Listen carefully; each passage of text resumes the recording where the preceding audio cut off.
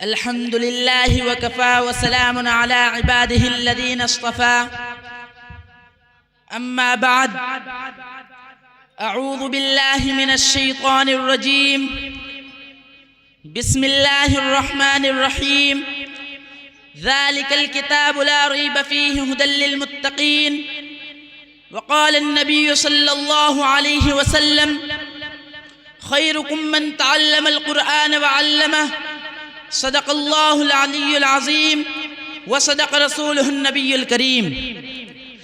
الہی رونق اسلام کے سامان پیدا کر، الہی رونق اسلام کے سامان پیدا کر، دلوں میں مومنوں کے الفت قرآن پیدا کر۔ جناب صدر اسٹیج پر تشریف فرما معزز علماء کرام، مہمانان اعظام اور طلبہ عزیز، مسلمانوں نہ گھبراؤ خدا کی شان باقی ہے، مسلمانوں نہ گھبراؤ خدا کی شان باقی ہے، ابھی اسلام زندہ ہے، ابھی قرآن باقی ہے۔ یہ ظالم کیا سمجھتا ہے جو اپنے دل میں ہنستا ہے، یہ ظالم کیا سمجھتا ہے جو اپنے دل میں ہنستا ہے، ابھی تو کربلا کا آخری میدان باقی ہے۔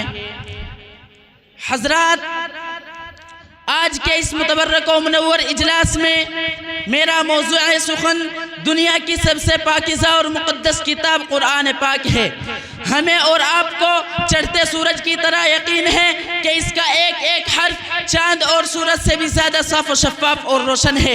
وہ قرآن پاک جس کی زبان مقدس، بیان مقدس اور جو فصاحت و بلاغت کا ٹھاٹے مارتا سمندر ہے، جس کے متعلق ارشاد سبحانی ہے کہ قرآن پاک وہ صاف و شفاف اور چمتکار کتاب ہے جس کے صادق اور برحق ہونے میں کوئی شک و شبہ نہیں، جس کے بارے میں محسن انسانیت حضور صلی اللہ علیہ وسلم نے ارشاد فرمایا خیرکم من تعلم القرآن وعلمہ، کہ تم میں بہتر شخص وہ ہے جو قرآن کو سیکھے اور دوسروں کو سکھائے۔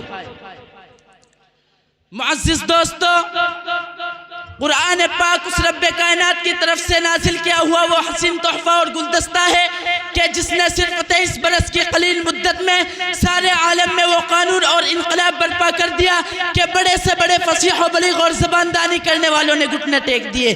یہی وہ قرآن ہے جس کی آیتوں کو سن کر پتھر جیسے جگر رکھنے والے انسان بھی اپنے جگر کو قابو کرنے پر مجبور ہو گئے۔ یہی وہ قرآن ہے جس کی آیتوں کو سن کر عمر جیسا کٹر دل انسان بھی ایمان لانے پر مجبور ہو گئے۔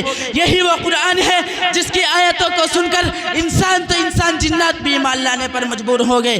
یہی وہ قرآن ہے جس کی آیتوں کو سن کر نجاشی کے رونگٹے کھڑے ہو گئے اور ایمان میں داخل ہو گئے۔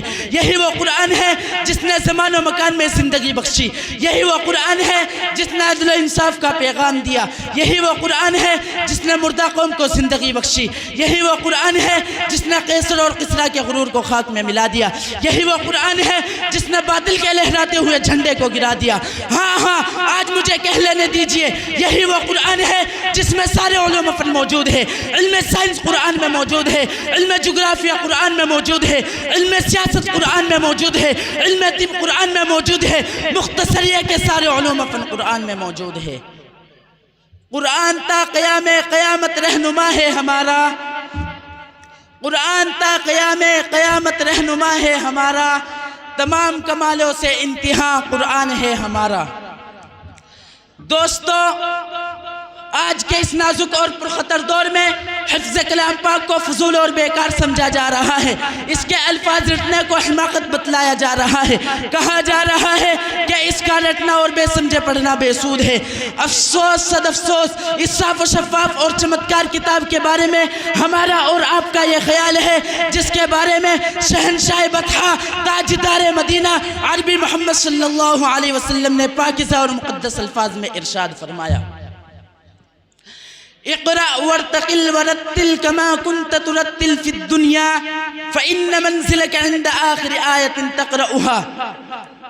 کل قیامت کے دن حافظ قرآن سے کہا جائے گا قرآن پڑھتا جا اور جنت کے درجوں پر چڑھتا جا اور ٹھیر ٹھیر کر پڑھ جیسا کہ تو دنیا میں پڑھا کرتا تھا، بس تیرا مقام اور ٹھکانہ وہی ہے جہاں تو آخری آیت پر پہنچے۔ مسلمانوں یاد رکھو قرآن کریم رب کائنات کا مقدس اور عظیم کلام ہے، اور کیوں نہ ہو جبکہ اس کا اتارنے والا امین، جس کے ذریعے اتارا گیا وہ بھی امین، جس ذات پر نازل ہوا وہ بھی امین، اور جس مقام پر نازل ہوا وہ بھی امین، اور جس مہینے میں نازل ہوا وہ مہینہ تمام مہینوں سے بہتر اور افضل ہے، اور جس رات میں نازل ہوا وہ رات 1000 مہینوں سے بہتر ہے۔ حضرات، اللہ کا دلدار اور خدا کا پیارا نبی ارشاد فرماتا ہے کہ جس نے قرآن کریم پڑھا اور اس پر عمل کیا، کل قیامت کے دن اس کے والدین کو سورج سے بھی زیادہ روشن تاج پہنایا جائے گا۔ غور کرنے کا مقام ہے، جب والدین کو اس گرا قدر بھاری انعام سے نوازا جائے گا تو خود پڑھنے والے کے مقام اور مرتبے کا کیا عالم ہوگا۔ مسلمان بھائیوں، کل قیامت کا میدان ہوگا اور ایسے 10 آدمی جن کے لیے جہنم واجب ہو چکی ہوگی، حافظ قرآن اپنے رب کی بارگاہ میں سفارش کرے گا اور پروردگار عالم اس کی سفارش قبول فرمائیں گے، اور جن لوگوں کے اوپر جہنم واجب ہو چکی تھی اس حافظ قرآن کی برکت سے نجات عطا ہوگی۔ بزرگوں اور دوستوں، سمجھیے اور ہوشیار ہو جائیے، خواب غفلت کا حجاب چاک کیجئے اور قرآن پاک سے وابستہ ہو جائیے، اور قرآن کریم خود بھی پڑھیے اور اپنے بچوں کو بھی پڑھائیے۔ خدا نخواستہ اگر ہم نے 2-4 پیسے کے لالچ میں اپنے بچے کو دین سے دور رکھا اور ہماری نظر اخروی نعمتوں کے بجائے دنیاوی ڈگریوں پر رہی تو کل قیامت میں خدا کے یہاں حساب دینا ہوگا۔ میں اپنی تقریر کو ان اشعار کے ساتھ ختم کرنا چاہتا ہوں۔